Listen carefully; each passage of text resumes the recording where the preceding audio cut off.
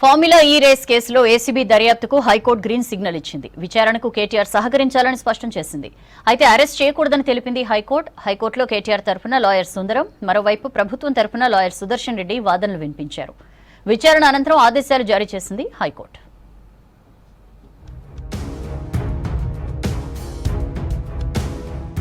Formula ఈ race కేసులో ACB దర్యాప్తునకు high court okay చెప్పింది. ఏసీబీ దర్యాప్తు కొనసాగించాలని తీర్పు చెప్పింది. కేటీఆర్ ను 10 రోజుల పాటు అరెస్ట్ చేయవద్దని తెలిపింది హైకోర్టు. ఏసీబీ కేసు కొట్టివేయాలని హైకోర్టుకు వెళ్లారు కేటీఆర్. ఎఫ్ఐఆర్ కొట్టేయాలన్న కేటీఆర్ వాదనను తిరస్కరించింది హైకోర్టు. తదుపరి విచారణ ఈ నెల 27కు వాయిదా వేసింది. 30 లోపు కౌంటర్ పిటిషన్ వేయాలని ప్రభుత్వాన్ని ఆదేశించింది.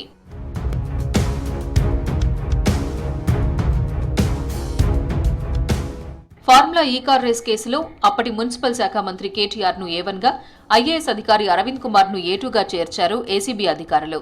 ఓ ప్రైవేట్ కంపెనీ సీఈఓ బిఎల్ఎన్ రెడ్డిని కూడా నిందితుల జాబితాలో చేర్చారు. ప్రభుత్వ నిధులు దుర్వినియోగం చేశారని కేటీఆర్ పై అభియోగాలున్నాయి. దీంతో ఆయనపై పలు సెక్షన్ల కింద కేసు నమోదు చేసింది ఏసీబీ. ఏసీబీ కేసుపై లంచ్ మోషన్ పిటిషన్ దాఖలు చేశారు కేటీఆర్. జస్టిస్ లక్ష్మణ్ సెలవులో ఉండడంతో మరో బెంచ్లో మెన్షన్ చేశారు. సింగిల్ బెంచ్ జస్టిస్ శ్రవణ్ దగ్గరకు వెళ్లారు కేటీఆర్ న్యాయవాది. కేటీఆర్ లంచ్ మోషన్ పిటిషన్ను అనుమతించాలని కోరారు. దీంతో రిజిస్ట్రీ నిర్ణయం తీసుకోవాలని చెప్పింది హైకోర్టు.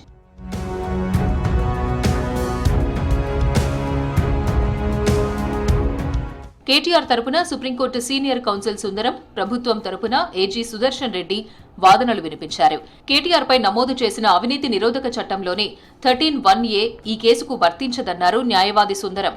గతేడాది సీజన్ 9 ఈ కార్ రేసింగ్ నిర్వహించారని గుర్తు చేశారు.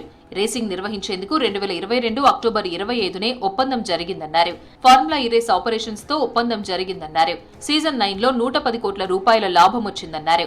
సీజన్ 10 నిర్వహణ నుంచి ఒక సంస్థ తప్పుకుందన్నారు సుందరం. దీంతో ప్రభుత్వం ప్రమోటర్ గా ఒప్పందం కుదుర్చుకుందన్నారు.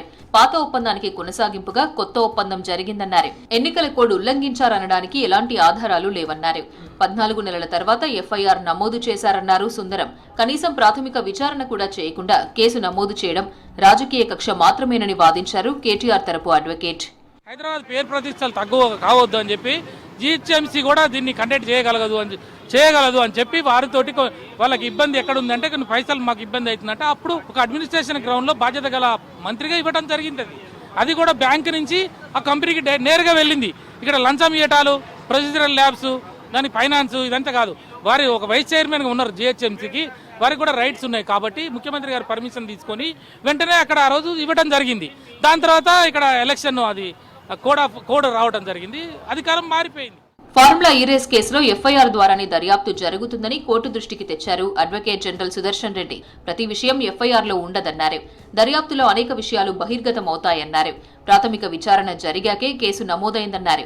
2 నెలల క్రితం ఎంఏయుడి చీఫ్ సెక్రటరీ దానకిషోర్ ఫిర్యాదు చేశారన్నారు. విచారణకు గవర్నర్ కూడా అనుమతించారని కోర్టుకు తెలిపారు సుదర్శన్ రెడ్డి. దర్యాప్తులో భాగంగా మున్ముందు నిందితులు చాలా మంది యాడ్ అవుతారన్నారు. ప్రాథమిక దర్యాప్తు జరిగాకే కేసు నమోదు చేసినట్లు తెలిపారు. ఫార్ములా ఈ ఆపరేషన్స్ కు చెల్లించిన డబ్బులు విదేశీ కరెన్సీగా చెల్లించారన్నారు. విదేశీ కరెన్సీ కారణంగా హెచ్ఎండిఏపై అధిక భారం పడిందన్నారు. దీనికోసం ఆర్బీఐ అనుమతి, అటు ఆర్థిక శాఖ అనుమతి కూడా తీసుకోలేదని కోర్టుకు తెలిపారు ఏజీ. సో వాళ్ళు ఏ విధంగా క్వాష్ పిటిషన్ వేసిండ్రు, సో దాన్ని బట్టి కౌంటర్ ఉంటుంది. ఆ కౌంటర్ అయిన తర్వాత ఒక న్యాయస్థానం నిర్ణయం తీసుకుంటుంది. At the same time police investigation అంటే ఏసీబీ ఇన్వెస్టిగేషన్ ఉంటుంది. ఆ ఇన్వెస్టిగేషన్ ప్రాపర్ వెళ్ళే జరిగినాక డెఫినెట్లీ అరెస్ట్ అయ్యే అవకాశం కూడా ఉంటుంది. అరెస్ట్ కావద్దు అని ఎక్కడ లేదు. డెఫినెట్ 10 days తర్వాత ఏమైనా జరగవచ్చు. ఎందుకంటే నోటీస్ ఇవ్వచ్చు, అరెస్ట్ కావచ్చు, ఏమైనా జరగవచ్చు. కేటీఆర్ ప్రశ్నిస్తున్నాడని కేసులు పెట్టి బద్నాం చేయాలని చూస్తున్నారని విమర్శించారు మాజీ మంత్రి హరీష్ రావు. కేటీఆర్ చేసిన తప్పేంటని ప్రశ్నించారు. పెట్టిన కేసులో డబ్బులు పంపిన కంపెనీ పేరు ఎందుకు పెట్టలేదన్నారు హరీష్.